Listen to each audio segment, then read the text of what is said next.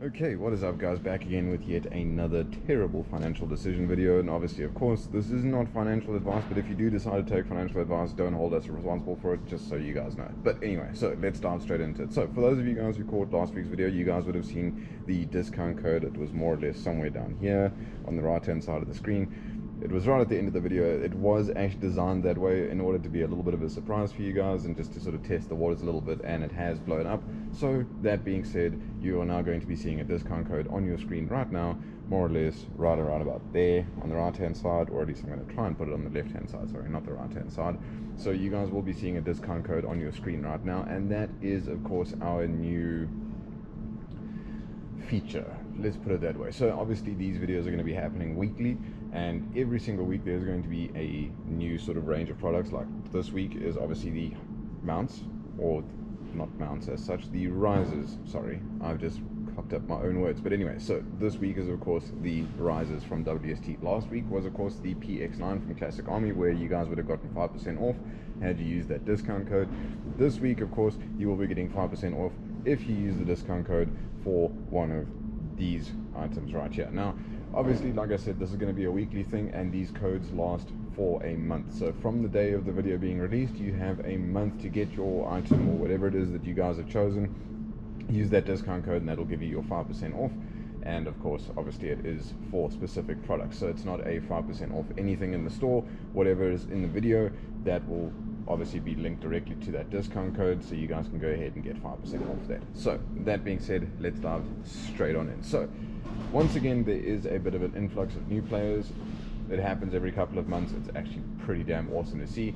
Every 3 or 4 months, it seems like a bit of a crowd will come in, and you know, next thing you've got 20-30 new airsoft guys, and it's pretty damn awesome. But one of the most common questions that we always get is obviously guys trying to get in behind their sights. Now obviously majority of airsoft players are ex-paintballers. Good on you guys. So majority of the time the guys coming from paintball will bring across their masks they use for paintball. Now mask for paintball is a lot more cumbersome than airsoft masks, but even with normal airsoft masks like V1s and that sort of thing, they do still tend to get in the way every once in a while. But it also depends on what sort of platform of weapon it is that you're running. But nevertheless, a sight mount, or an optic riser as it's actually called, is a tool, or a, what's the word, not quite a tool, a must-have is more the correct word. It is a must-have for pretty much all of you guys that are struggling to get in behind your sights. Now obviously in the real steel world, you guys are starting to see a lot of these sort of coming out now, the hydra mounts like this,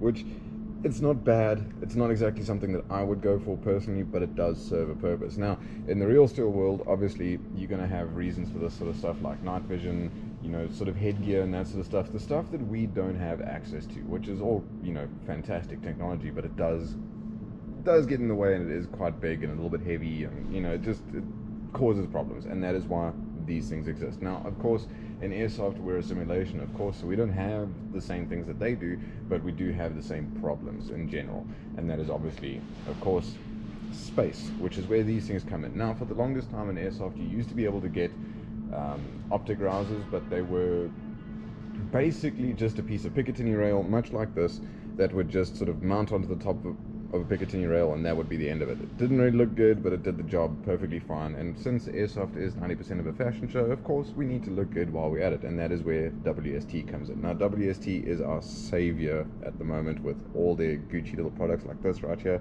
As you guys can see, this is your standard very basic optic riser. There's nothing fancy about it. It'll do the job perfectly fine for pretty much any EOTech or any standalone optic. Obviously, of course, if you guys are using things like magnifiers or flip to sides or anything like that, it might not fit onto these sort of rails because it's just not big enough. And I mean, if you are running an EOTech, that pretty much takes up the whole rail as it is. So there is an option, but obviously if you guys are running 2-part optics and that sort of thing, you guys can get away with the hydra mount like this. So now obviously there are 2 different types. You get like this one here, which is the YDRA, which is fitted with Picatinny on both ends, so you can obviously mount it in this particular sort of setup, how they would in the real steel world, PEC and optic. I'm still not 100% sure what the point is of all of this in the real steel world. I haven't done enough research on it. I have seen it once or twice, but I didn't like the look of it, so I never really went further with it. But obviously I'm assuming it's got a lot to do with the height over bore, and obviously it can be done. And obviously if you guys are running, like I said, 2-part optics, you can obviously mount your EOTech on the front and your flip to side at the rear. It'll still do the job perfectly fine. However, with the hydra mounts, if you guys are using T1s, you do get these types of hydras right here, which are specifically designed for T1s, as you guys can see that. So if you guys are running a T1 sort of style optic, you can reuse these. You just basically remove the screws, remove the standard mount, and your T1 will bolt directly onto the mount like that. And then of course you do still have your Picatinny up front here for peg boxes or whatever it is that you want to mount on there. So there are options now. It's not like how it used to be a couple of months ago, or even a couple of years ago, where you had zero. WST has come to the party and they have given us, well, some pretty Gucci little products, and obviously you guys will see more of those as the videos continue, but we are going to be doing a lot of WST stuff.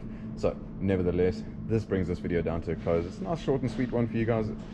Pretty awesome little solution for a problem that I guarantee that 90% of us have. So as per usual, hit that like button, hit the subscribe button, keep us going, turn on the bell notification so you get notified when our following videos are coming up. Of course, keep an eye on our social media, our Facebook, Instagram, that sort of thing, just to keep up with our following specials and our following discounts and that sort of thing.